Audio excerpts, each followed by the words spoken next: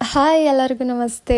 ಈ ವಿಡಿಯೋದಲ್ಲಿ ತುಂಬ ರುಚಿಯಾದಂತಹ ಚಿಕನ್ ಗ್ರೇವಿನ ಯಾವ ರೀತಿಯಾಗಿ ಮಾಡೋದು ಅಂತ ನೋಡೋಣ ಬನ್ನಿ. ಇಲ್ಲಿ ನಾನು 1 kg ಚಿಕನ್ನ ತೊಗೊಂಡಿದ್ದೀನಿ. 2ರಿಂದ 3 ಸಲ ನೀಟಾಗಿ ವಾಶ್ ಮಾಡಿ ತೊಗೊಳ್ಳಿ. ದಪ್ಪ ಇದ್ದರೆ ಚಿಕ್ಕದಾಗಿ ಕಟ್ ಮಾಡ್ಕೊಳ್ಳಿ.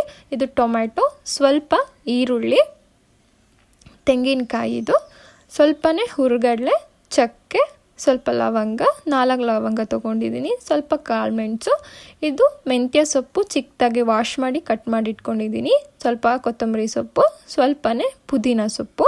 ಇದೆರಡು ಕಟ್ ಮಾಡೋದೇನು ಬೇಡ. ಇಲ್ಲಿ ಸ್ವಲ್ಪ ಶುಂಠಿ, ಸ್ವಲ್ಪನೇ ಬೆಳ್ಳುಳ್ಳಿ, ಇದು ಖಾರಕ್ಕೆ ಹಸಿರು ಮೆಣಸಿನ್ಕಾಯಿ, ಕಲ್ಲುಪ್ಪು, ಸ್ವಲ್ಪ ಅರಿಶಿಣ. ಇವಾಗ ಮಸಾಲನ ರೆಡಿ ಮಾಡ್ಕೊಳ್ಳೋಣ. ಇವಾಗ ಮಿಕ್ಸರ್ ಜಾರ್ಗೆ ಪುದೀನ ಮತ್ತು ಕೊತ್ತಂಬರಿ ಸೊಪ್ಪನ್ನ ಹಾಕ್ಕೊಳ್ಳಿ. ಶುಂಠಿನ ಸ್ವಲ್ಪ ತೊಗೊಳ್ಳಿ, ಬೆಳ್ಳುಳ್ಳಿನ ಜಾಸ್ತಿ ತೊಗೊಳ್ಳಿ. 1:3 ಕ್ವಾಂಟಿಟಿಯಲ್ಲಿ ಶುಂಠಿ ಬೆಳ್ಳುಳ್ಳಿನ ತೊಗೋಬೇಕು. ಇವಾಗ ಖಾರಕ್ಕೆ ತಕ್ಕಷ್ಟು ಹಸಿರು ಮೆಣಸಿನ್ಕಾಯಿ, ಸ್ವಲ್ಪನೇ ತೆಂಗಿನಕಾಯಿನ ಹಾಕ್ಕೊಳ್ಳಿ. ಈಗ ಸ್ವಲ್ಪ ಅರಿಶಿಣನ್ನು ಹಾಕ್ಕೊಳ್ಳಿ. ಅರಿಶಿಣ ಹಾಕ್ಕೊಂಡು ಸ್ವಲ್ಪನೇ ನೀರು ಸೇರಿಸಿ ಇದನ್ನು ರುಬ್ಕೊಳ್ಳೋಣ. ಇದು ರುಬ್ಬಿದ್ದಾದಮೇಲೆ ಚಕ್ಕೆ, ಲವಂಗ, ಕಾಳು ಮೆಣಸು, ಹುರುಗಡಲೆ, ಅದಕ್ಕೆ ಸ್ವಲ್ಪನೇ ಟೊಮೆಟೊನೂ ಹಾಕ್ಕೊಂಡು ನೀಟಾಗಿ ರುಬ್ಕೊಳ್ಳೋಣ. ಈಗ ಮಸಾಲೆ ರೆಡಿಯಾಗಿದೆ. ಬಾಣಲೆಗೆ ಸ್ವಲ್ಪನೇ ಎಣ್ಣೆ ಹಾಕಿ ಬಿಸಿ ಮಾಡ್ಕೊಳ್ಳಿ.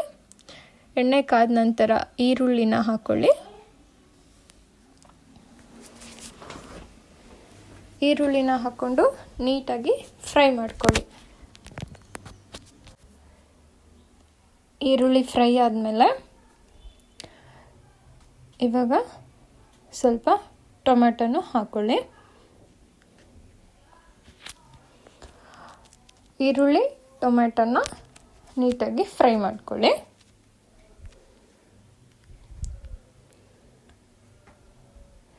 ಈಗ ಚಿಕನ್ನ ಆ್ಯಡ್ ಮಾಡ್ಕೊಳ್ತಾ ಇದ್ದೀನಿ.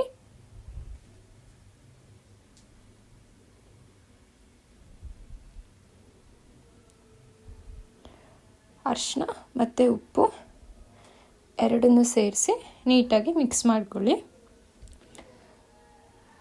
ಈರುಳ್ಳಿ, ಅರಿಶಿನ, ಉಪ್ಪಲ್ಲಿ ಚಿಕನ್ನು 10 ನಿಮಿಷ ಬೇಯಬೇಕು. ಅದು ಈಗ 10 ನಿಮಿಷ ನೀಟಾಗಿ ಫ್ರೈ ಆಗಿದೆ. ಈಗ ಸ್ವಲ್ಪ ಮೆಂತ್ಯ ಸೊಪ್ಪನ್ನ ಹಾಕ್ಕೊಂಡು ನೀಟಾಗಿ ಮಿಕ್ಸ್ ಮಾಡ್ಕೊಳ್ಳೋಣ.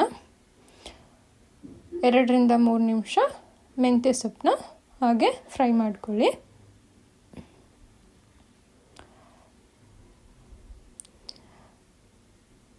ಇವಾಗ ರುಬ್ಬಿಟ್ಕೊಂಡಿರೋ ಮಸಾಲೆನ ಹಾಕ್ಕೊಳ್ಳಿ.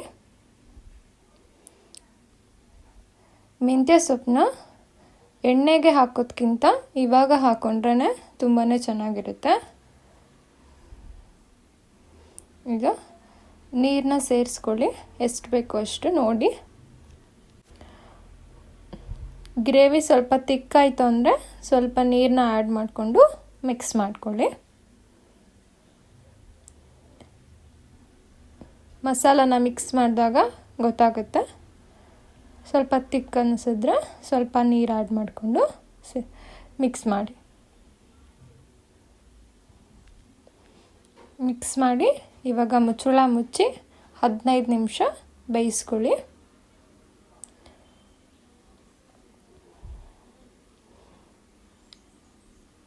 ಈಗ 15 ನಿಮಿಷ ಆಗಿದೆ. ಇವಾಗ ತುಂಬ ರುಚಿಯಾದ ಚಿಕನ್ ಗ್ರೇವಿ ರೆಡಿಯಾಗಿದೆ.